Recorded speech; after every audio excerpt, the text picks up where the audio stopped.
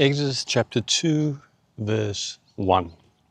Now a man from the house of Levi went and took as his wife a Levite woman.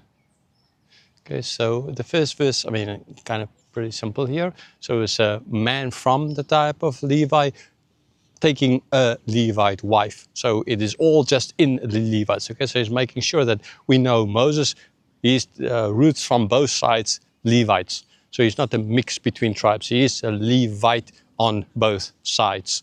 Sure, maybe further up in his ancestors, you might find other non-Levites. But the point they're trying to make here, just the fact that his father and his mother both are Levites. They're not interested in the higher up, not like Jesus, for example, but just here in his parents. Verse 2, the woman conceived and bore a son. And when she saw that he was a fine child, she hid him 3 months. Okay, so what do you get? So here we have her husband knew her, that intercourse, she bore a son, she became pregnant, she bore a son. And, but a few interesting things, again, the things that are not mentioned, right? He had a brother and a sister. Now the sisters, sure, the girls were not in danger at that moment in the sense of at birth. They would have been sure in danger at a later stage in life, but the boys were in danger at birth. So what about this brother Aaron? Right now we don't know, we don't read at all concerning how he survived this. This is something that just came in at the time of Moses, right? So was Aaron born under that time where it was still the woman helping with the birth came and didn't do anything about it and had the excuse of, right, she gave birth to a strong woman, from the previous chapter, and she gave birth before we got there kind of idea. And now after Aaron's birth, now came in this whole idea of, okay, even after birth, they need to be killed, right? So maybe that is in that time frame that this happened. Okay, it might be. I mean, don't know.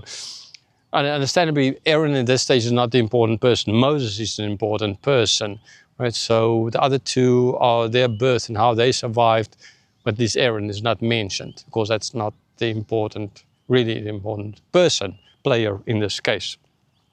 Okay, I mean, the Bible can't state everything. They can't go into detail about every person that if they did, because I'm kind of going in detail like that. I mean, just look at it. I just spoke with someone in this church this morning, one of the brothers there, and it's like saying, okay, telling them about what they're doing. And it's like, just on John chapter 1, just chapter 1, I have more than 20 videos, right? And I'm already near 20 on John chapter 4. So I'm trying to. So what if the Bible writers, Moses, for example, wrote all the stories? The Bible would have been very, very thick. And again, I wouldn't have minded. I love reading, but and like I mentioned in some of my other videos, if Christians don't even read a little bit we have, just imagine what they would have done if it was even thicker, right? Yeah. Okay, so we don't know concerning them therefore, but his birth is mentioned because he's a main player. Okay, so he was a fine child. What do they mean by a fine child? Oh, did he look beautiful? Now, I think all babies at birth look beautiful to their parents, although to everybody else they look very not beautiful. I mean, it's grumpy little human kind of idea out there, right? Sure don't look this handsome. So what do they do with a fine child? I know there are certain tribes, like the Bushmen, for example, the San people there in the Kalahari Desert, because of their lifestyle, if the child is born blind, they kill the child. At least it was like that in the past. I don't think they do it anymore because life changed, right? In the past, they should it because they're hunters. They need to move around. Surviving like that in the wilderness is not possible. Right, so is this what they mean therefore? In other words, that he had no defects. He was not blind, he was not deaf, he was just a normal child. Do they have that in mind? Yeah, it's difficult to know. Honestly, I have no idea either way. I can't imagine like seeing like I said, for a family, all children, all babies are beautiful, although and honestly they're not, right? Be it is now the beholder. I don't know if any other. I've never read anywhere that the Hebrews would kill their children if they had some other defect. It was done in certain cultures and all throughout the ages, but I've never read that they did something like that. So I think the whole idea of the fine is a little bit how David as well was explained, said he was handsome. I think that's to do with just his whole being, that there was no defect in him. Right? Because especially since when people with any kind of a defect will not be allowed into the temple or into the worship areas, right? So in other words, if Moses had some kind of a defect, then that could have then played, sure, at that stage there was no temple, it was not going to be for a couple of 100 years, but it's looking forward towards that time. So maybe there's something to do with that. There was no defect in him, so he is a Levite with no defect, so he can then legally, he's clean. He will be able to worship God, because that law is sure going to come in.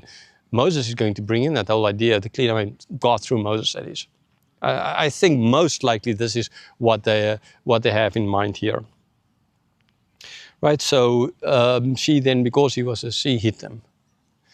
Would she, if she was not fine, would she have done it? I'm sure she would have. Because as explained that the reason why she hit him was not so much because he had no defects or anything like that.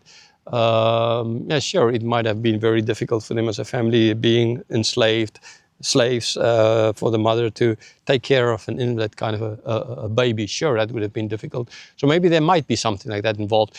But I think it's more to do with the fact of showing that he is not unclean because of some other part of his body or something in him that's not perfect as God intends it to be. So in other words, he's clean, he can worship God because he's going to lead him.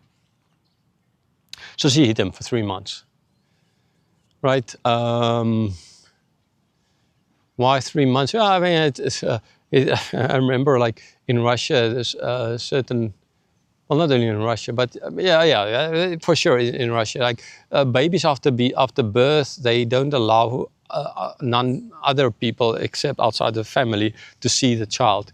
There can be a question of they're afraid of sickness coming via other people just in the family, then it's kind of safer.